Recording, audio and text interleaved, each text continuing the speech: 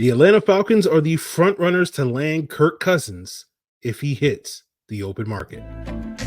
You are Locked On Falcons, your daily Atlanta Falcons podcast. Part of the Locked On Podcast Network, your team every day.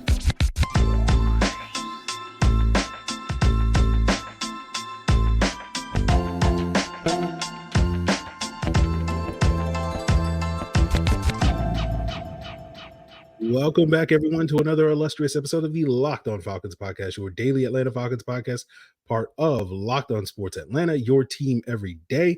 And today's episode is brought to you by PrizePicks, the easiest and most exciting way to play daily fantasy sports. Go to prizepicks.com/LockedOnNFL and use code in all lowercase LockedOnNFL for a first deposit match up to $100. So, guys, if you don't know me, I'm your very humble host, Aaron Freeman. Been covering the Falcons for many years, formerly at falcfans.com, RIP. You may also know me as Sirius Black, aka Mr. Drew, aka Mr. AKA, and I appreciate each and every one of you that, is also known as an everydayer of this podcast, who make this podcast your first listen or first watch of the day. And if you want to become an everydayer, all you got to do is subscribe or follow for free on YouTube or wherever you listen to podcasts. So today's episode, we are going to be doing a deep dive into Kirk Cousins, right? And we'll get into that, but later in the episode, it is usually Mock Draft Monday is usually the first official Mock Draft Monday that we do on the pod is the Monday after the Super Bowl, and we'll do sort of a mini Mock Draft Monday, right? And we'll talk about sort of the dream scenario for the Falcons trading up for one of the top quarterbacks that someone put in the mock draft last week. But first, we'll discuss sort of Kirk Cousins and his potential to leave Minnesota and potentially land in Atlanta. And we'll have that conversation first with Locked On Vikings host Luke Braun, and then you'll sort of get my thoughts on that. So without further ado, let's jump into that conversation with Luke Braun of Locked On Vikings right now. Welcome back to another illustrious episode of the Locked On Falcons podcast with an illustrious guest. He is none other than Luke Braun, the host of Locked On Vikings. And we're talking about quarterback options for the Atlanta Falcons. And one of the biggest names that could potentially be hitting the market this offseason is the Minnesota Vikings quarterback, Kirk Cousins. And we'll pick Luke's brain on sort of whether or not he thinks that's a possibility, as well as with Cousins having a productive year, but ended with an Achilles tear.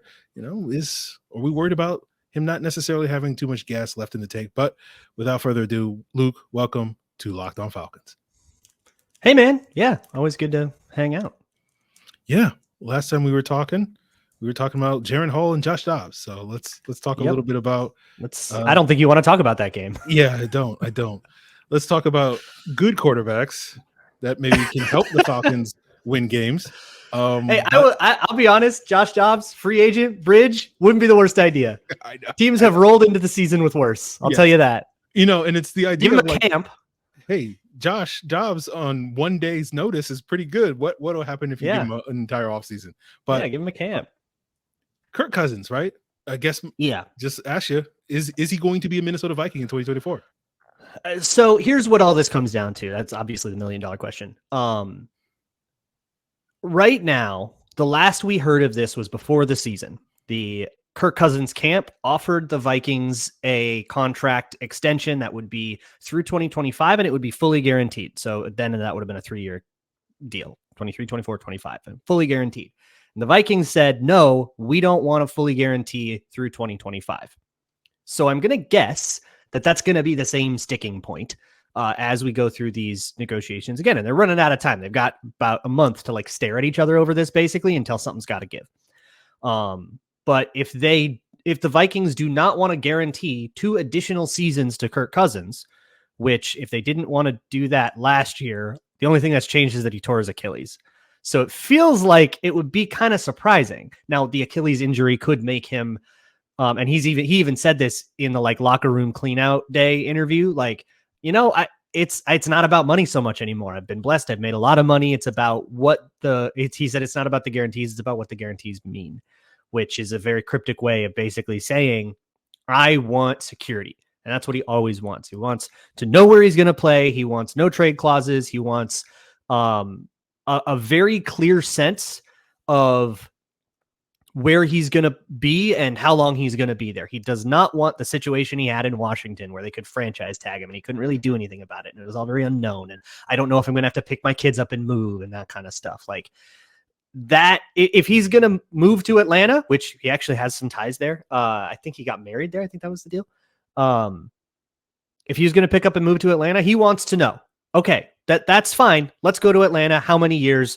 No funny business. Don't give me these fake years. Give me a 2-year fully guaranteed deal rather than a 4-year deal with 2 fake years on the end of it. He wants that like clarity.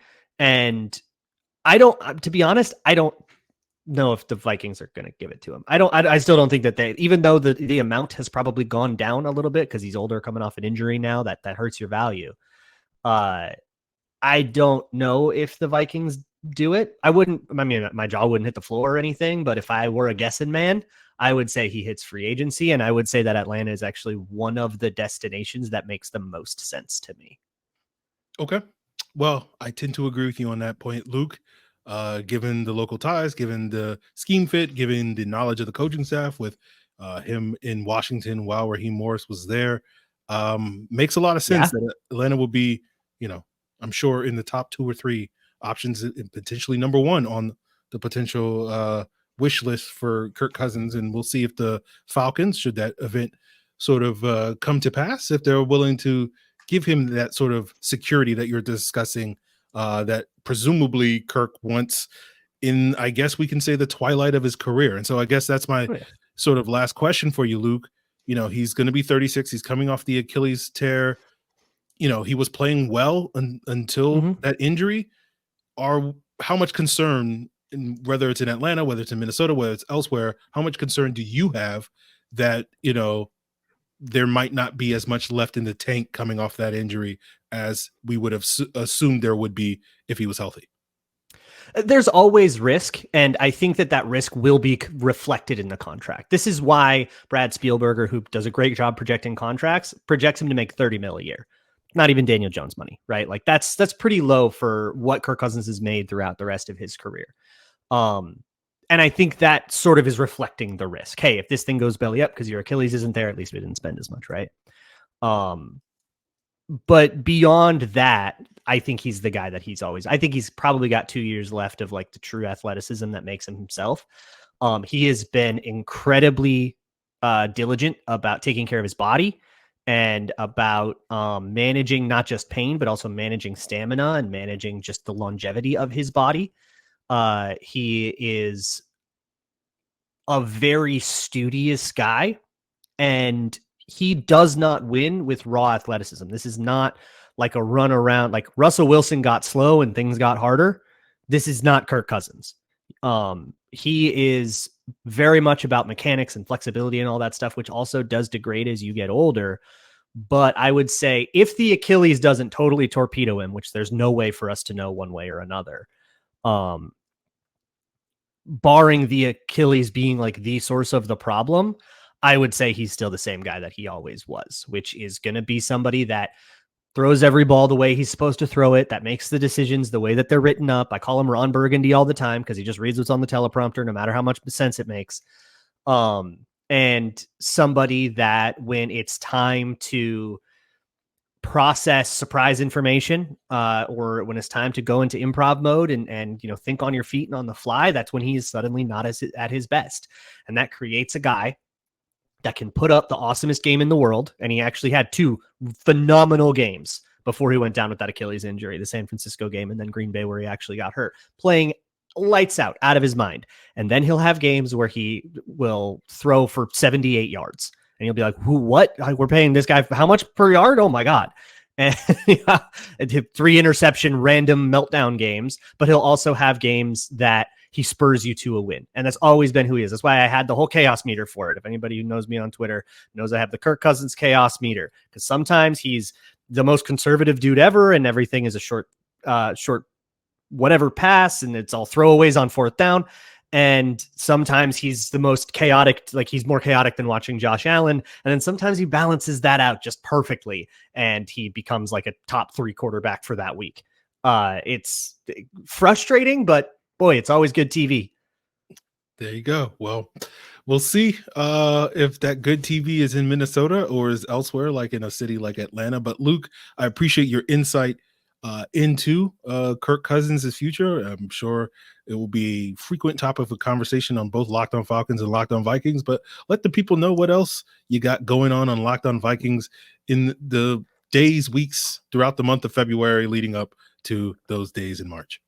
Yeah, here in early February, we're doing the draft quarterbacks, which I'm sure Falcons fans are also pretty interested in. Guys like JJ McCarthy, Drake Maye, Jaden Daniels, Caleb Williams, all those guys. So especially, both of our teams are teams that maybe we'll have to trade up a little bit. I think we might be negotiating against each other in that sense if Kirk Cousins doesn't end up in one of these places. So yeah, that's what I'm talking about right now. You can also find patreon.com/Luke Braun NFL, where I do video breakdowns of all of those guys. You can find all of that stuff all free to watch. There you guys have it. All right, Luke, really appreciate it. Look forward to potentially future conversations that we may have. I know we got a crossover, I believe, this year in the Falcons and Vikings, I think. So maybe we'll talk before then.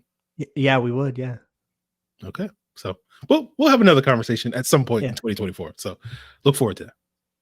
So now that you've heard from Luke on Kirk Cousins, now you're going to hear from me about the chances of Kirk Cousins landing in Atlanta. And I do think the Falcons, if Kirk Cousins is not playing for the Minnesota Vikings in 2024, I do think probably the best bet you can make at this point in time is him playing for the Atlanta Falcons in 2024. And we'll break that down as we continue today's Locked On Falcons. But first, I want to tell you about PrizePicks, the most exciting way to play daily fantasy sports, because if you have the skills, you can turn $10 into $250 in just a few taps. PrizePicks is simple to play. Just pick 2 or more players, pick more or less on their projected stats, and the more entries you make, the more money you can make, up to 25 times your money. PrizePicks offers weekly promotions that can lead to bigger payouts like Taco Tuesday, where each Tuesday PrizePicks is discounting select player projections up to 25% to provide even more value.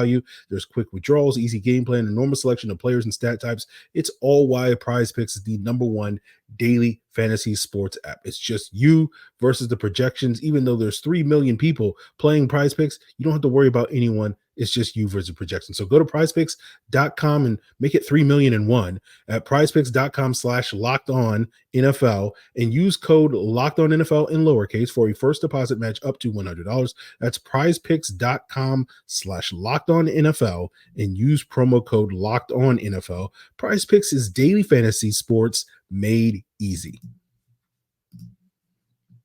So continuing today's Locked On Falcons, before we discuss further Kirk Cousins' potential in Atlanta, I do want to plug the first ever national sports 24/7 streaming channel on YouTube with Locked On Sports Today. And you can also find it on Amazon Fire TV, giving you that 24/7 coverage of all the biggest stories across the biggest leagues with the local expertise from the Locked On experts, as well as the national shows covering every league. So find it on Locked On Sports Today's channel on YouTube or Amazon Fire TV. And if you're looking for more local flavor, check out Locked On Sports Atlanta's YouTube 24/7 streaming channel, as well as Amazon Fire TV. So, me and Luke talked before Kirk Cousins' sort of show stealing dance routine at the NFL honors. And his Achilles looked pretty good, right?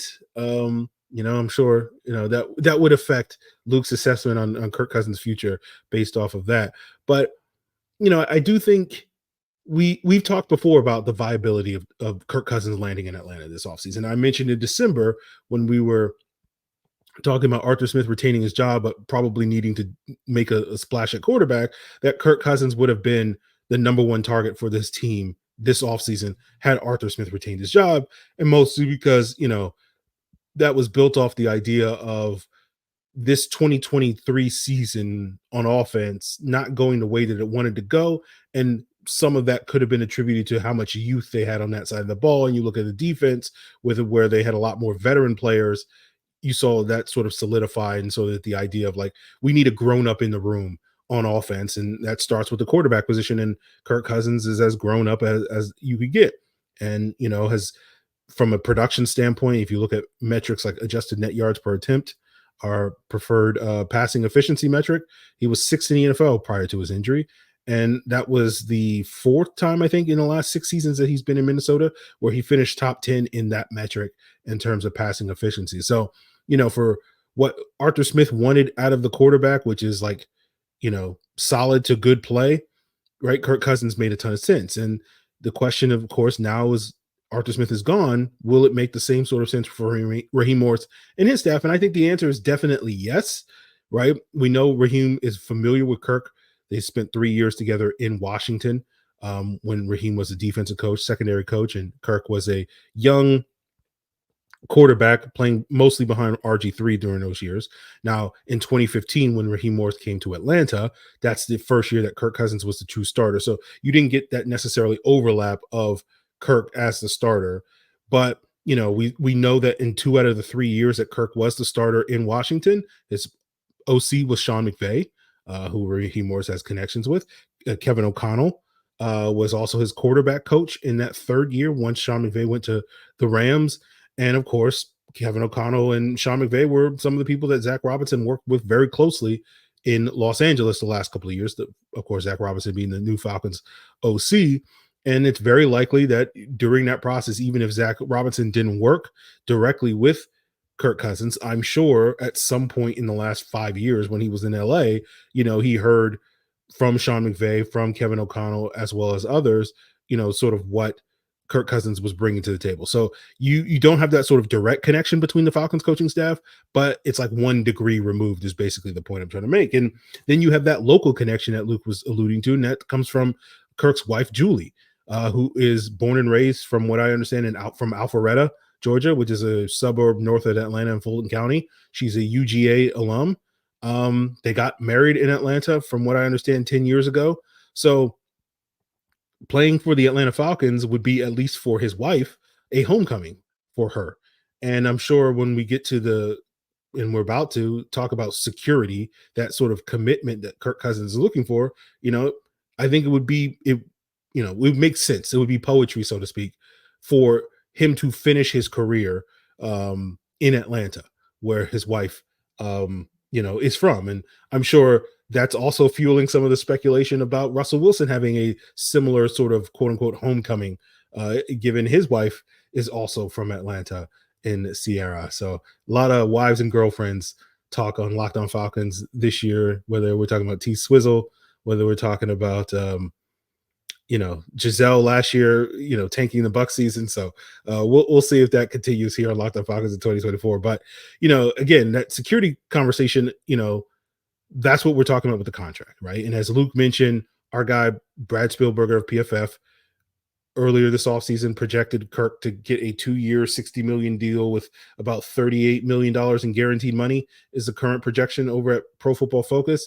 But there was a recent report that came out like right before the Senior Bowl. And I remember Jarvis and I talking about this down in Mobile and being like, but there was a report from the Pioneer Press that Kirk's, market would be like 2 years, $90 million fully guaranteed, with that entire $90 million fully guaranteed. And both me and Jarvis were like, that's a lot of money fully guaranteed for, a quarterback of Kirk's age and with his injury history. So I think ideally, if you're the Falcons, you would want him to sign for something, like that would be a relative steal when it comes to what Brad Spielberg is projecting. But, if Kirk has multiple suitors, you could easily see that price tag climbing up to that $90 million range, right? And so probably the starting point for any negotiation is going to be that Brad Spielberger number at $30 million a year that could creep up to $40 million a year and $45 million a year potentially. And so I think regardless of where the Falcons fall on that spectrum in terms of this hypothetical where they're going after Kirk Cousins, if they do successfully land Kirk Cousins, I think that almost certainly takes quarterback off the table for the Falcons in round 1. And it potentially takes it off the table for them in round 2, unless they absolutely just love one of those guys. Because when we talk about that security, that's what Luke is referring to, is that sort of commitment that Kirk Cousins is going to be our quarterback in 2024 and 2025, right? And if you're the Falcons and you're going to pay, whatever that price is with all that guaranteed money, that's basically you saying we're all in on Kirk Cousins. And while I think the Falcons will still look to draft a quarterback in that scenario, as I've said many times on this podcast, I think it's very likely that they're going to sign a veteran and draft a quarterback this offseason. It's just a question of what combination and how much they're willing to pay on the veteran, how high they're willing to take the quarterback in the draft. But I think it's more likely that if they were to sign Kirk Cousins, that's going to be more of a day 3 pick than a day 1 or day 2 pick, right? Because if you're basically all in on Kirk Cousins over the next 2 years, and that contract would indicate that you would be, right? Like using a second or third round pick on a quarterback that's basically going to ride the pine for 2 years doesn't make a ton of sense. And instead, it would make more sense if you use some of those premium assets on playmakers and weapons for Kirk to go throw to, right? Instead that, those picks should be wide receivers rather than quarterback, right? And all of a sudden, in that scenario where the Falcons do sign Kirk Cousins, the chances of them taking a wide receiver in the first round shoot up dramatically at that 8th overall selection, right? Much to my guy Jarvis Davis's chagrin. But, I think where you look at the Falcons and their viability to land Kirk, you're looking at a situation where I think the Falcons should be considered the front runners, right? I've seen a lot of people speculating on where Kirk will end up, and it seems like consistently the Falcons and the Steelers are the two teams that seem like the two top destinations, and it makes a ton of sense to me. And I think the Falcons would have a leg up over the Steelers, right? The Falcons have more cap flexibility. They have about $20 million more in terms of workable cap space than the Steelers do. So if it does get into a quote unquote bidding war, the Falcons theoretically should be able to offer more money and win that bidding war. You can, I don't think anybody's going to argue too much that the path to making the postseason would be easier in the NFC South. Although you can argue that, the Steelers are a team that's better built to win a postseason game than the Falcons are as we sit here today. But, again, I'm sure people will beg to differ on that situation. And then you have the familiarity, whether we're talking about the familiarity with the coaching staff with Raheem Morris and Ike Hilliard, Kyle Smith, who's the Falcons' basically assistant GM, if you don't count Ryan Pace. And Kyle Smith was a scout in Washington for a very long time, and including those years where Kirk Cousins was not only drafted, but also the starter for that team. And then, of course, the familiarity with the area through his wife and his family, his in-laws. I guess it will just all depend on how much Kirk enjoys being around his in-laws. Will determine if Atlanta is a great place for him. But I do think, you have those things in Atlanta's favor versus Pittsburgh, who just basically, it's like the Arthur Smith effect, right? And again, I think Arthur Smith would love to bring Kirk Cousins in as the sort of solidifier of that offense for the Pittsburgh Steelers over Kenny Pickett, but we'll see how that all goes. But, I think it ultimately boils down to, I think Kirk is a real possibility. I don't know if Kirk is plan A for the Falcons, because I think plan A would be trading up for a quarterback. And so I think that would make Kirk more of a plan B if a trade doesn't seem likely. If we get to March and it doesn't feel like any of those teams in the top 3 are looking to trade out, or it doesn't look like a quarterback from the top 3 is likely to slide, then I think you'll see the Falcons, go all in on Kirk Cousins as their sort of plan B. But, it's a possibility that a quarterback could fall. And that's where our guy Lance Zierlein of NFL.com recently did a mock draft where the Falcons were able to pull off their plan A and trade up for Drake Maye. And we'll break down that mock to wrap up today's Locked On Falcons. Now, guys, have you ever been to the grocery store the day of the big game? It can be a hassle. And DoorDash is here to get around that hassle because it's the all-in-one app for your everyday needs, from groceries to restaurants to flowers and gifts. So next time you're running low on dinner ideas, pet supplies, or you just need more time, you can get so much more than you realize delivered. Football season may be over, but we're in the thick of basketball games, the school year, and let's face it, winter. I can think of a million reasons to daily order on DoorDash. Hop on the app and make your day just a little bit easier, and you'll get 50% off up to a $10 value when you spend $15 or more on your first order. Just download the DoorDash app and enter code LOCK23, subject to change. Terms apply.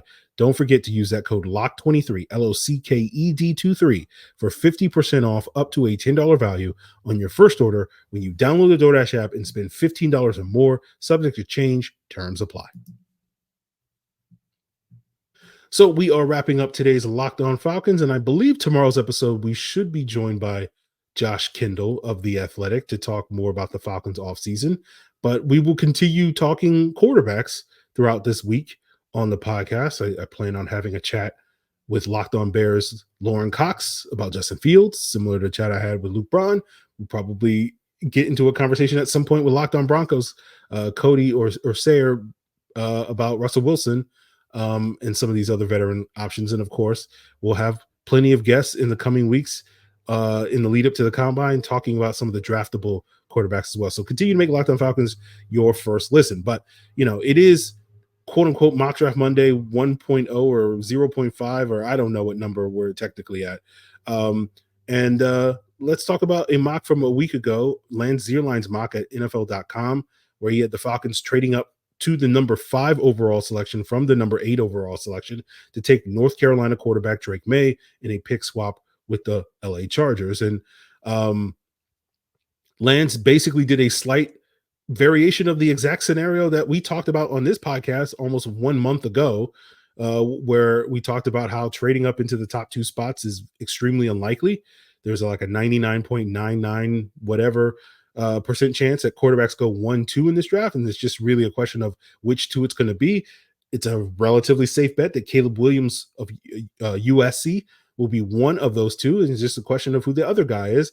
Personally, I think it should be Drake Maye of UNC, who to me is clearly the QB2 in this draft class for me, and I don't think it's really a conversation, but many, including Lance Zierlein, think it's a possibility that LSU's Jaden Daniels could be that number 2 guy. And certainly I think now with Cliff Kingsbury being the OC in Washington, who hold the number 2 overall pick, that's only going to lead to greater increased speculation in the coming months that, they could look at Jaden Daniels as their preferred option at quarterback over Drake Maye. But, the scenario we talked about a month ago in this podcast was quarterbacks are going 1-2. The scenario for the Falcons to trade up isn't getting up to 1 or 2. It's going to be hoping that New England decides that they aren't in love with whoever the third quarterback is, right? In this scenario, in Lance's scenario, it's Drake Maye. In other scenarios, it's Jaden Daniels.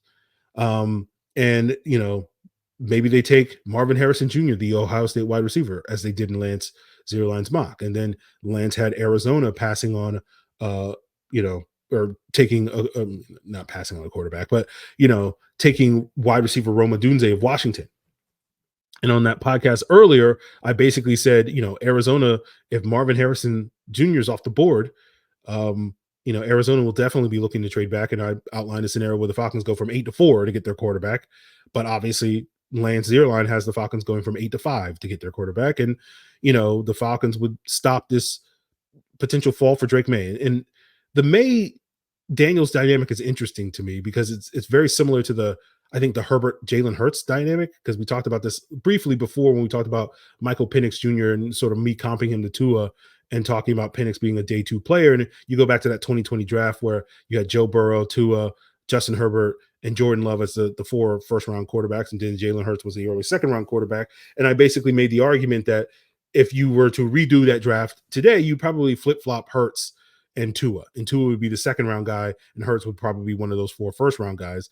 And then if I ask the question of who's going to be the second quarterback off the board, I don't know if in this hypothetical situation, I don't know if the unanimous decision is going to be Justin Herbert. Like, I think it should be Justin Herbert. I think he's far and away the second best quarterback from that draft class after Joe Burrow. But I would be willing to bet a lot of people would say, Hurts deserves to be the second quarterback off the board. After Green Bay's playoff success this past year, there's probably a lot more Jordan Love truthers out there that say he should be the second quarterback off the board. To me, Drake Maye is very similar in a lot of ways to Justin Herbert. Like, I call him a chaotic Justin Herbert or a volatile Justin Herbert. And I think that would be a home run pick for the Atlanta Falcons. But I think it would be kind of polarizing to a lot of folks who just kind of look at Justin Herbert and his lack of postseason success. And also, he's the only of those 5 quarterbacks from the 2020 draft. He's the only one with a losing record in a regular season as well. And so a lot of people look at him as lesser than some of those other quarterbacks, I think mostly because of the team accolades. But I think when you isolate just simply the quarterback, like, he's doing a lot more than Tua, Love, or Hurts are doing, in my humble opinion. But yeah, so basically what I'm sitting here saying is I think Drake Maye would be absolutely a home run of a draft pick. And if he happens to be the 3rd quarterback, the Falcons should do whatever they can to go and get him. But I'm sure there's going to be a lot of people, there's going to be a lot of pushback for that, because a lot of people just sort of look like Justin Herbert's overrated. And I think a lot of people think Drake Maye is overrated. I think that's weird, but I watch him and I think he's an incredible prospect. As I said a month back in December, or maybe in January, I can't remember what episode I said it, but basically I think he's a perennial top 5 quarterback prospect that you could take him, put him in any draft over the last decade, and almost every single one, he's going to be a top 5 pick. That's how good a prospect he is. I don't see Jaden Daniels in that same light, but we'll explore that further. We'll see how that goes, but there will be more to come here on Locked On Falcons. Appreciate you guys for tuning in for our unofficial first mock draft Monday of the offseason. We'll do these every Monday, breaking down a different mock draft, and that will give an opportunity to talk about more of the quarterback prospects as well as other prospects over the next 10 plus weeks between now and the NFL draft. So continue to make Locked On Falcons your first listen. Check out Locked On Sports today, Locked On Sports Atlanta, of course. Get more insight and reaction to the big game from Locked On Chiefs, Locked On NFL, Locked On 49ers as well. And of course, if you want to get more insight into these quarterbacks, especially Kirk Cousins, check out Locked On Vikings. It's all part of Locked On Podcast Network, your team every day.